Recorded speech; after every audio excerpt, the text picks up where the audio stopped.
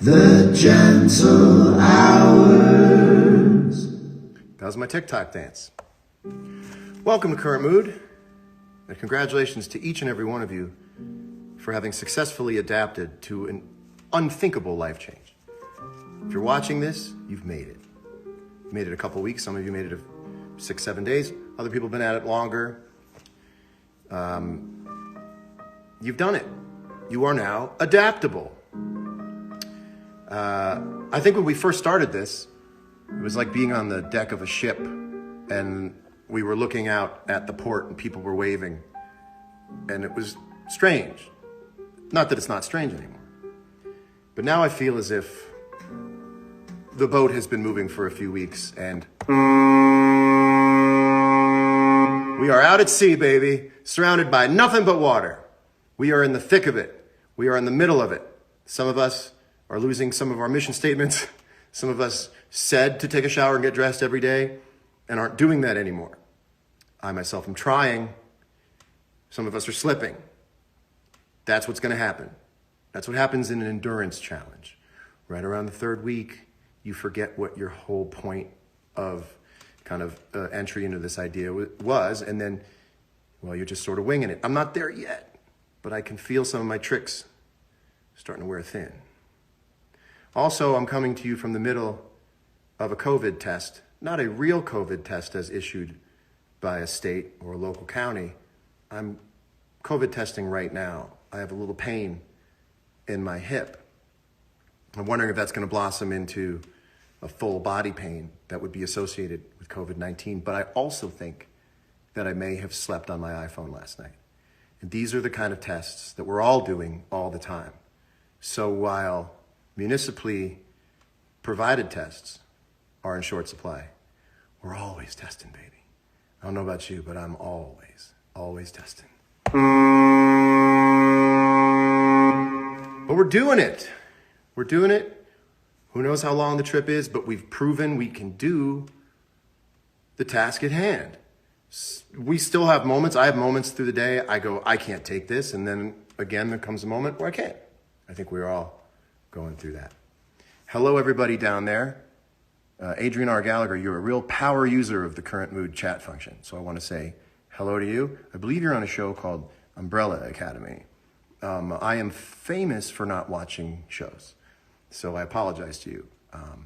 It's hard. I don't watch many shows. Anybody out there not watch a lot of shows? I'm not a show guy. If you threw me down into a chair and you made me watch a thing, I would say, what's up, Danielle Fishel, co-host of Scorantine. If you're not hip to Scorantine, follow Danielle Fishel's Instagram account. She has a great show. I would love a show if you sat me down and made me watch it. I believe it's the entry into beginning a show or watching a show. I don't find it. I have too many things going on in my head. I got a show going on in my head at all times, baby. But the point is, we've done it so far. We've proven it can be done. And we're doing it with each other, with the help of one another. You got to watch Tiger King, though. Well, this brings me to an interesting bit I've already written. I haven't seen Tiger King, but I'd like to do a review of Tiger King. This is a review of Tiger King by a guy who hasn't seen Tiger King, but has also seen 1,000 memes about Tiger King. So Tiger King, his name is Johnny Erotic, and even though he calls himself the Tiger King, a king he is not, and he's super eccentric. He has a business partner named Baskin, David Baskin, I think. And David is the brains behind the operation. He likes tigers. He gets along with them okay, but his thing is really business, and the business of being Tiger King is shaky, to say the least. So this Baskin guy, he has a wife named Carol, making her Carol Baskin. And let me tell you, she is a piece of work. At the end of this whole charade, he goes missing, and everyone is asking Carol, where's your husband? And she's like, I don't know. All I know is he's just not here. And everyone's like, sure, Carol. And so because of the evidence that is so obvious, Carol has something to do with it. Meanwhile, Johnny Erotic is in jail because some goofy shit went down with the tigers that most folks just can't stomach. Overall, I give Tiger King a 7 out of 10 because the memes seem pretty damn funny, provided you've seen Tiger King, which I have not and probably never will now because all these memers have spoiled it for anyone who decided not to watch it on their own personal timeline. That was my review of Tiger King by a guy who's only seen memes about Tiger King. Yes, you better watch it when the rest of the world does, or they'll punish you by telling you just enough about it to not enjoy it if you went and saw it. So what I know, Steph Felker, sorry. What I know about Tiger King, will I still enjoy it if I watch it? Because I feel like you bird boxed me again. Bird boxing is when people start talking about a show so much on Instagram that you don't want to see the show anymore because all you've done is pick up these little tiny things. Like, I've never seen The Godfather because I don't have to see The Godfather because I know every part of The Godfather. You can piece it together over 40 years of life. Guitar Center is here. What's happening, Guitar Center? We love Guitar Center. Oh, anyway, dare I say, by the way, that we're going to get by this together. 21,000 people hanging out. It's like a real selfish Zoom. It's a real selfish Zoom party. And I just want to say that I am happy to be stuck with you.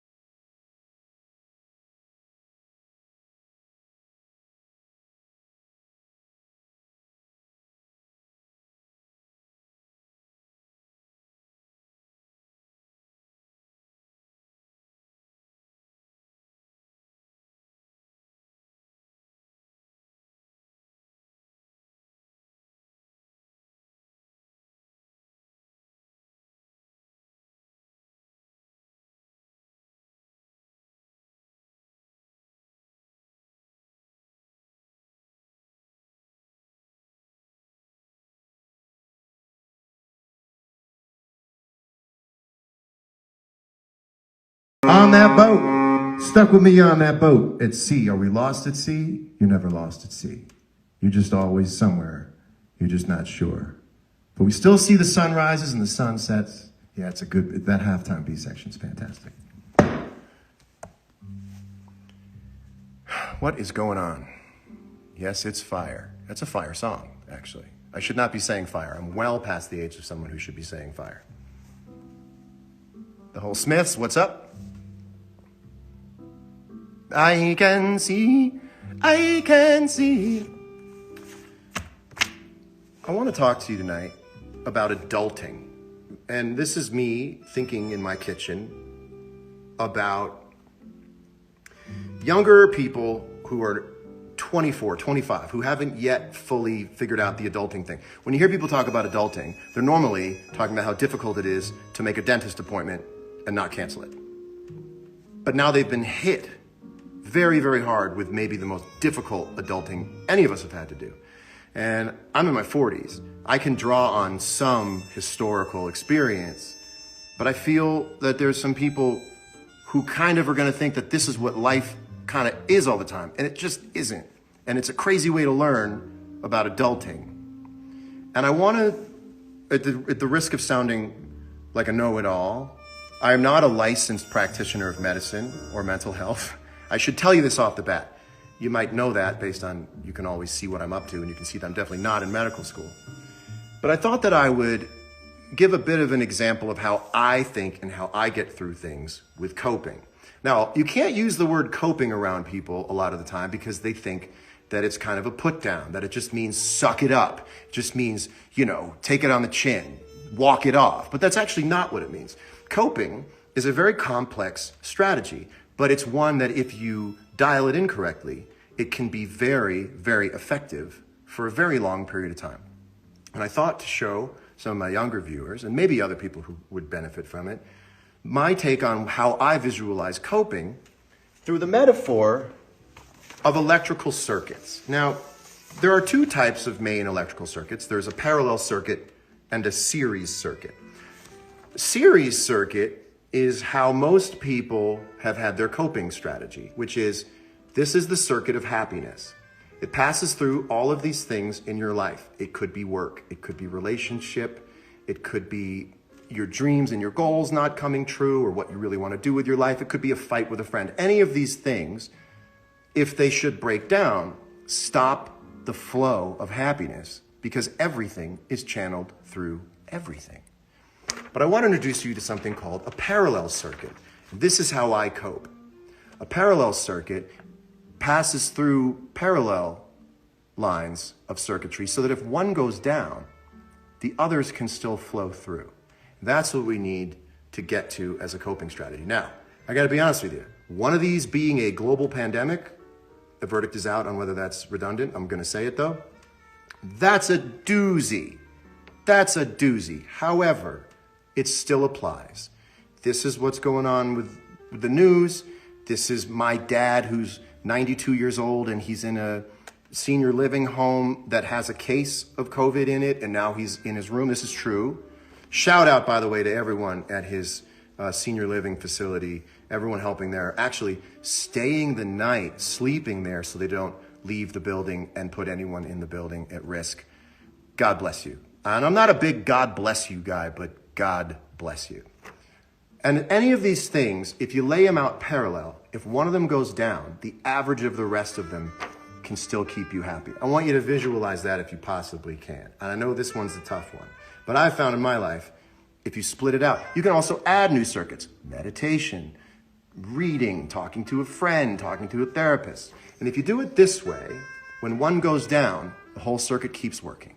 Now, sometimes life just sucks so much that several of them go down and it gets really shitty. But if you start looking at it that way, it starts working. I hope that wasn't sanctimonious or pandering, but it is how I feel, and maybe I thought it could help a few people because I didn't always feel that way. I do a lot of thinking, so you don't have to.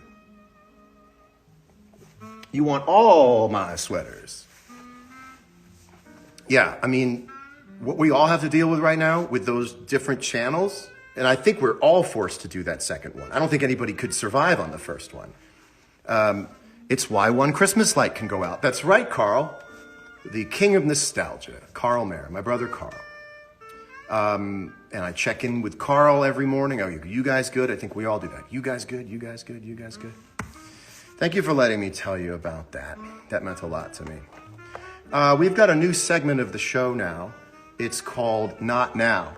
So whenever somebody tends not to understand the overall tenor of society right now with what we're going through and gets called out for it, it's something I like to call Not Now. But I have to see where the sound is. Hold on a second. Where's Not Now? I can't find it now. Where's Not Now? Oh, did I not? Hold on. Oh, I don't have Not Now in there. All right. Well, anyway, it goes, Not Now. Hold on, let me see if I can put it in. Hold on. I know I have it in here. Here it is. Here it is. Here it is. Here it is. Not now. Hold on. Here's the sound effect. It's a segment I like to call Not Now. Not now. Jeez. It's all about the G's. So this week's Not Now goes to David Geffen, who posted an Instagram photo of himself on his boat, saying he was isolated in the Grenadines. And I got to tell you, I don't know where the Grenadines are. The most offensive thing to me about this post is assuming that I know where the Grenadines are. And I don't know where the Grenadines are. So this was the post, David. Beautiful boat. And he took a lot of flack for it. And so I decided, well, actually I didn't even decide. I just had this song pop into my head. And it goes like this. It really did pop into my head.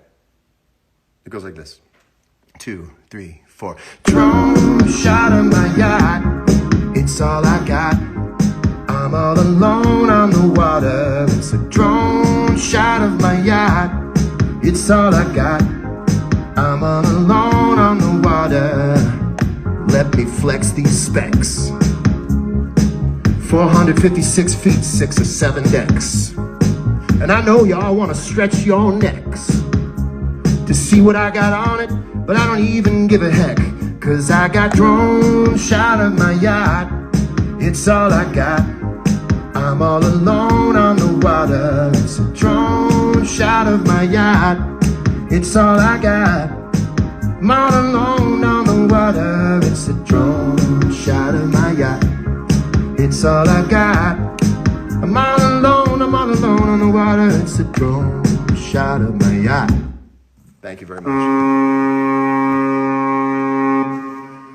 Drone shot of my yacht. It's all I got. Now I'm all alone on the water.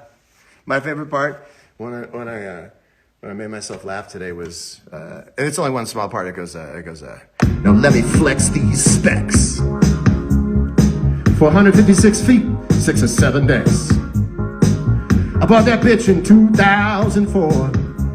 Now I don't even need to take your plebe shit no more, 'cause I got drone shot on my yacht. It's all I got, 'cause I'm all alone on the water. It's a drone shot of my yacht. It's all I got. I'm all alone. And I even did that without the hand. Whoa.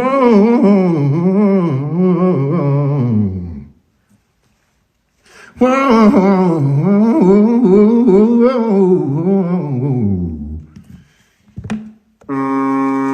That was called Drone Shot of my Yacht. Before we go to my guest piping in, we have a guest tonight. Jensen Karp, what's up? Now, the whole reason I do this, by the way, is so that when you go off with your evening and you're doing the dishes, you'll be going, drone shot of my yacht, it's all I got. And you'll be going, where's that from? Oh, no, Mayor sang it. Drone. Yep, someone just wrote, I swear to God, the whole Smiths, if you get it stuck in your head. Drone shot of my yacht, it's all I got. Now I'm all alone on the water. Oh, it's coming back tonight. It'll happen a few times. I like literally laughing out loud. When somebody types out literally laughing out loud instead of LOL, it does what LOL used to do. Gotta get John Oates on this record. Well, if anybody wants to cut that song with me, it'd be really funny. Drone shot of my yacht. Now I'm all alone on the water. What am I drinking? I'm drinking an unnamed flavored beverage. It's 4:21 a.m. here just to listen to this man. Thank you. Preacher's Sneakers, what's going on? Mr. Mort, what's going on? Mariano Di Valle. Oh, I think I know you. I know you, Mariano. I met you the other night. Thank you for watching. Rudy Mancuso, thank you. Here's the background vocals.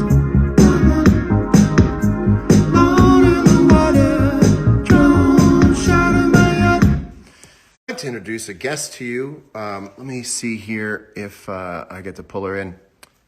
Social distancing and isolation has changed almost every aspect. Here to help us navigate through the world of relationships in the time of a pandemic is the one and only Cazzie. Hey. Cazzie, how are you? I'm good. How are you? Good. How are you faring? Is this a new mustache or have you always had a mustache? This is the one thing I can do to help me feel like I'm really making the most of this marooned on the island feeling. And it's not much of a mustache. Huge patch of it missing here.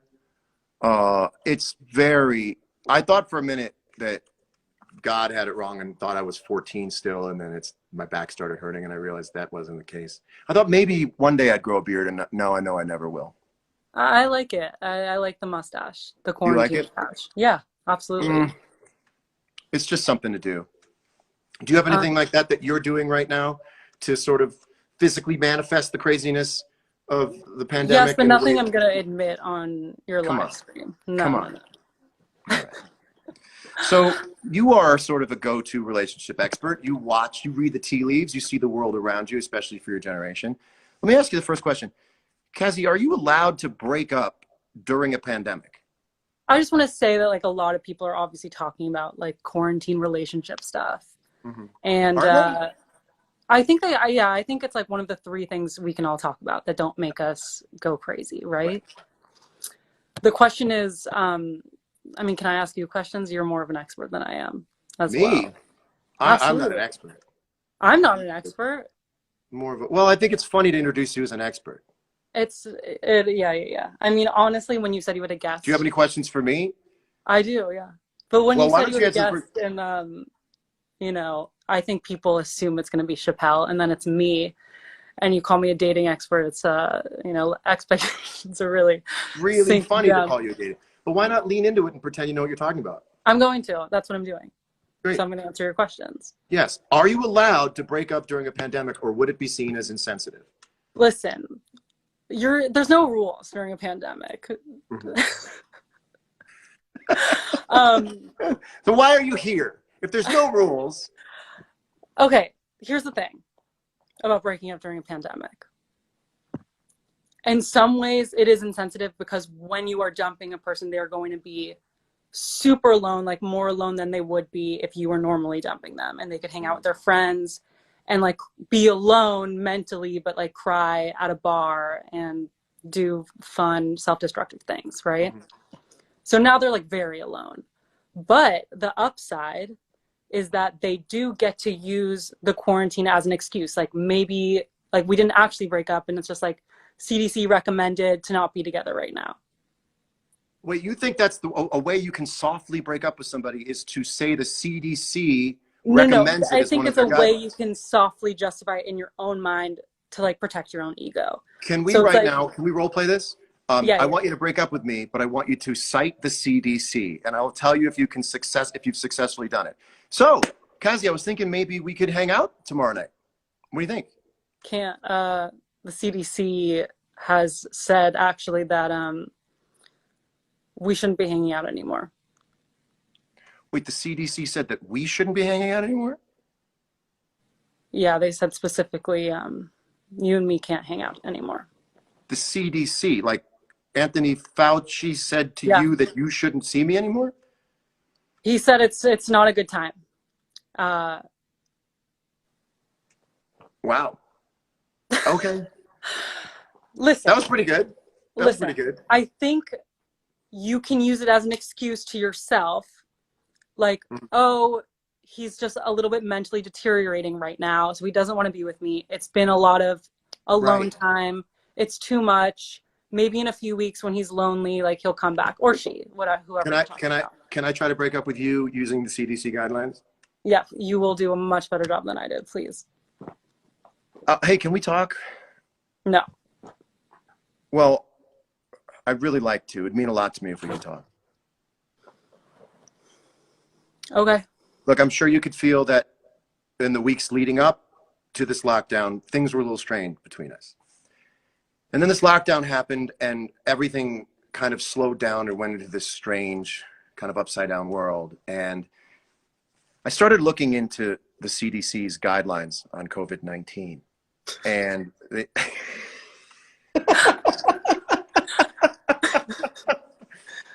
and when I started to read between the lines of what they were saying, they were talking about anxiety and social distancing and how anxiety can work against your immune system and social distancing can work for you're not catching a disease. And I thought the two things that I think are plaguing us right now, no pun intended, in our relationship is the anxiety of our fighting and the fact that we should probably be socially distancing anyway.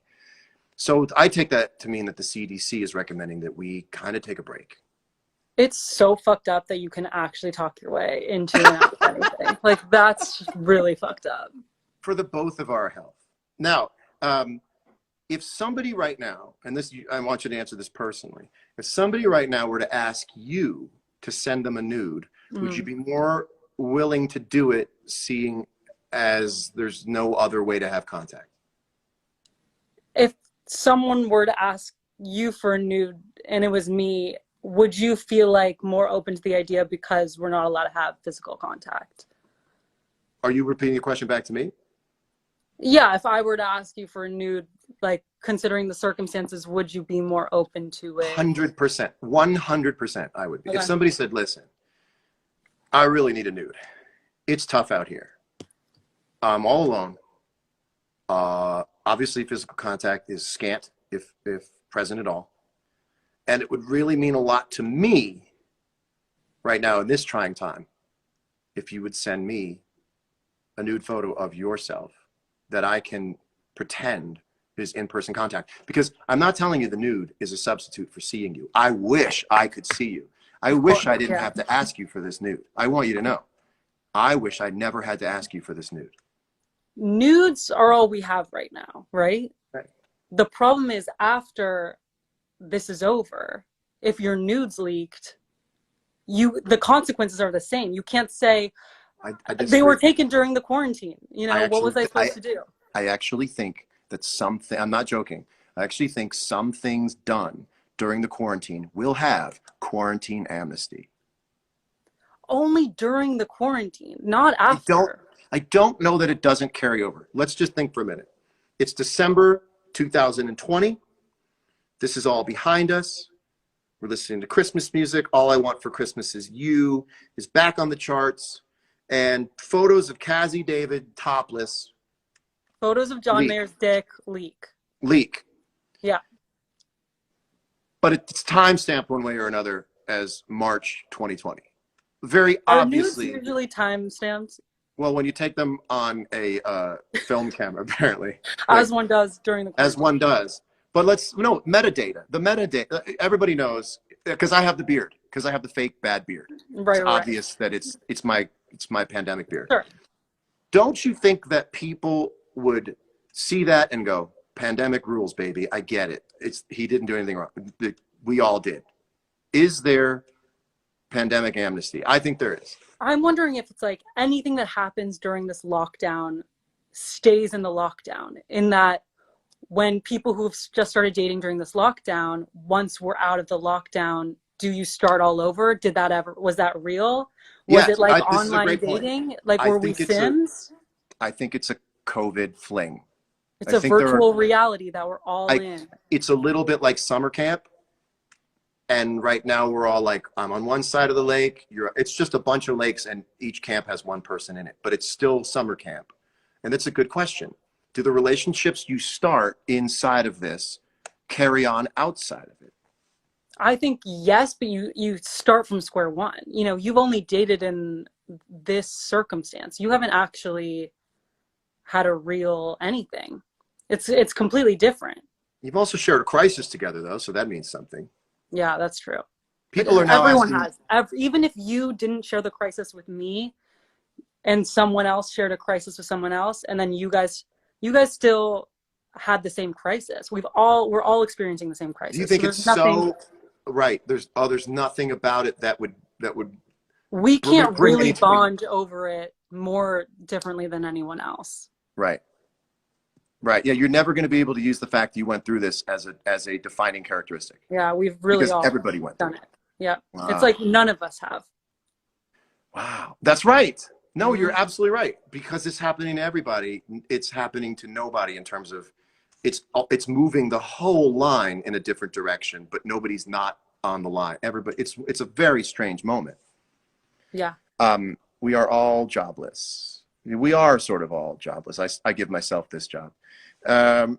Is it okay, Cazzie David, this is our last question before I don't know if you have any for me.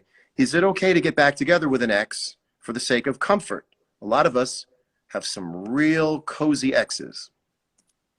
For sure. Yeah. I definitely in support of the exes getting back together, much more so than the people who have been dating for a week and then decide to quarantine together, because that's not comfortable. Right. But also just because it's like interesting, and you know, why not welcome some toxicity into your life? Yes. During this very dull time. Right. No, that's why I even think with the yacht thing or with the Imagine video, nobody doesn't like it. It's just some sick kind of fun to have for a minute. Yeah, And it's more fun, of course, to all make fun of something than it is to support something. That's quarantine amnesty, is that you need some sick fun. You go, hey, listen, there's nothing going on. I need a little fun. Can you send a nude? Do you like that we get back together once a year to like talk about sex in front of a bunch of people? Yeah. Well, you're hard to get on this show. I'm worried about coming onto this show because it's all about like, you know, the current mood, and I'm really a bad mood. Like, you should just rename the show when I'm on it. Well, now, are you in any of a better mood lately because the world is in such a bad mood? Are you feeling a little bit at one with the world? We've discussed this, that I do feel a calm to the storm because everyone else feels so. But I'm usually contrarian like that. So when someone's happy, I immediately, right. The chaos in the world mimics a little bit of the chaos you've had inside of yourself, and therefore they cancel themselves. Yeah, we're all living in my brain. Wow, fantastic. But I love current mood, and I just don't want to come on and complain, you know. No, you never complain. I love your take on things. I love your take on the world. Okay, I have a question for you. Okay. Sorry. What has been, I feel like, you know, we're all going to come out of this. Everyone's either going to be back with their exes or have like 10 fucking dates lined up, like one after the other. Mm-hmm. This is going to be a really horny time, unless you're like suppressing your horniness with your phone addiction, which I feel like this is a horny time in America. It is. It's a horny time. What has your most horny moment been in quarantine, and your least horny moment? My horny moments in quarantine are few and far between. Because of the pandemic. Because of the pandemic. And so I would say, yeah, my focus is a little bit shattered. But my most horny moments are these sort of extreme, like, shots from one end of the spectrum to the other, where I go from extreme anxiety and grief almost to then, oh my God, what is this? It's like when an emotion when a negative emotion gets so big, sometimes it can flip around into horniness. Have you ever had this? I don't know if I have. Yeah. You could say like grief turns into horniness. Yeah. Have you ever had grief horniness? Sure. Yeah. Like, I believe, like, if the whole thing were one 360-degree sphere, it's like grief, happiness, joy, ecstasy, horniness. But then sometimes it just goes, it jumps over to... Because grief is such a strong emotion, and horniness is such a strong emotion. Yeah. They're like one and the same. They're just, one completes the other. Right. Yeah. Okay. Yeah. But I don't think most of my life lately right now, I don't think we're living in horny times. I think we're living in times without arousal. I think the horny times start when we hit the streets again. Yes. Yeah. I mean, this is going to be bathroom sex. We're going to see some crazy shit after this. Crazy bathroom sex. You're not going to be able to use a bathroom at a restaurant. Bop, bop, bop, bop, bop, and it's just people having sex in there. Mm-hmm. Someone said I'm definitely high, but I'm not high. I am. Well, are you really? Yeah, maybe a little bit.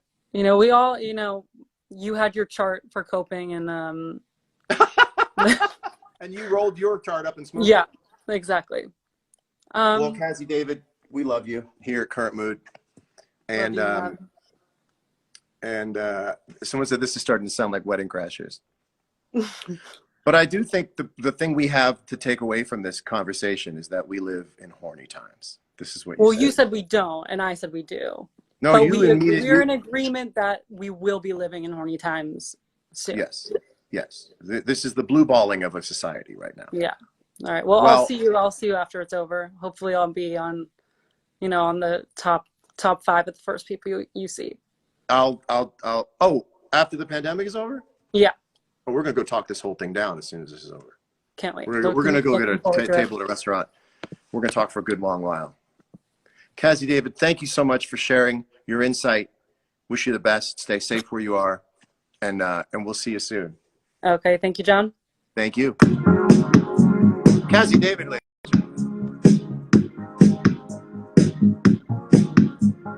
Drone shot of my yacht, it's all I got.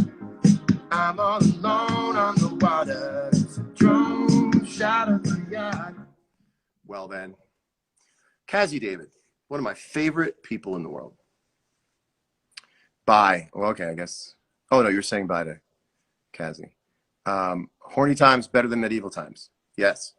Horny times would be a cool strip club that's sort of like medieval times. Oh, here's an idea that I had. I really want to share this with the world. Mateus Sato, how are you? Mateus Asato, how are you? I was watching commercials last night on television, and I thought to myself, well, it won't be long before there won't be any new commercials. What are they going to do when there's no more new commercials? I would like to speak to anybody out there who works for a brand or in advertising. My idea, I want to share it with you. Bring back vintage commercials. Bring back vintage commercials. If you don't have a new M&M commercial, show an M&M commercial from 1982. It would be awesome if brands brought back vintage commercials. Please, please, please do it. It would be so exciting and cozy and meaningful. All the brands, if you got a vintage commercial, run vintage commercials and make America smile. Make parents talk to their kids and say, we had this commercial when I was a kid. The best part of waking up is Folgers in your cup. Or how about this? The touch, the feel, the fabric of our lives. Cotton. How about, can't help myself. It's Duncan Hines and nobody else. Bring back the vintage commercials. Allow cigarette commercials. Jensen says allow cigarette commercials. Oh my goodness. With Wayne Brady. Yeah, man. Let's just smile. Let's just smile. Bring back old commercials, please. If you're watching this, 19.2 thousand people watching. Somebody has to work in advertising or in brands. Bring back old commercials. Make America smile. Make America smile. All right. Well, does anyone else want to talk about anything else before we leave you for the week? And I will jump in if things get hairy. I will. You'll see me on a Monday or a Tuesday if things get weird. I'm here for you. I'm like your guidance counselor. I'm here for you. Spuds McKenzie, anything with Aaron Neville, Bush commercials. I don't want to grow up. I'm a Toys R Us kid.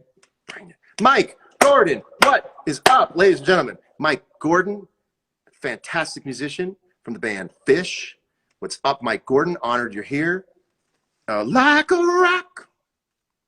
The puppy jumping down a building with his jeans on fire. It may have been in your country. I don't know. Where's the puppy jumping out of a building with the jeans on fire? Oh, I got to look it up.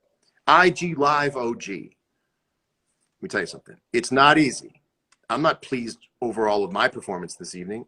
I'll break it down all night. It's not easy. But I'm trying. I'm trying for you. But I'm trying. All right. Well, I think that's all we got. I just want to say to everybody out there that it's very easy to look at all of this and wish we were in a different lifetime, or say, of course this would happen to us, or this would happen to me when I was born in my lifetime. Of course I couldn't have been born 30 years earlier and been able to just have a life that didn't have this in it. But this is the life you got. This is the life you're in. This is what our lifetime has handed us. And it's very easy, because it's so new and uncharted, to think you got dealt a bad hand. This is life. This is what we got in our life. Our parents and their parents, they had things in their life. World War II, being drafted into wars, and Great Depressions. This is ours. Just because it's new and it's uncharted doesn't mean we got some shit end of the stick. It's just what's taking place in our lifetime right now. And we have to embrace just that fact that this is happening in our lifetime. This is our story. And how we get through it is going to be the story we tell our kids and our grandkids. And we will tell our kids and our grandkids because we will make it through it. But this is what we got in our lifetime. And we're going to make the most of it. We're going to make it work. I was on a Zoom party 2 nights ago. I had the time of my life on a Zoom party. Memes make me laugh. Shows get us through. Doing this gets me through. We've already made it through, some of us, a couple of weeks of this. So it's doable. It's sustainable, oddly enough. I mean, I don't want to speak to anyone's economic situation, but on the rest of it, it's sustainable. But this is the one we got. This is the life we have. It's not tainted forever. It is not cursed. We are out at sea. Thank you, Jensen. We are out at sea. We are going to make the most of it. This is our story that we tell our kids and our grandkids. And the way we tell the story depends on how we step up. This is the life we're in right now. So before I leave, I'll just say one more time. Shot of my phone. I'm all alone on the water. It's a drone shot of my yacht. It's all I got. I'm all alone on the water. It's a drone shot of my yacht. Thank you guys so much for watching Another Current Mood. I leave you with this one more time. Have a wonderful week. I know it's going to get weird in places. I will be here if it does. Thank you for hanging out with me. I know now how hard it is to keep 20,000 people for 45 minutes. It means the world to me. I think about you all the time. This is our life. We're getting through this one, and I am so happy to be stuck with you. Signing off.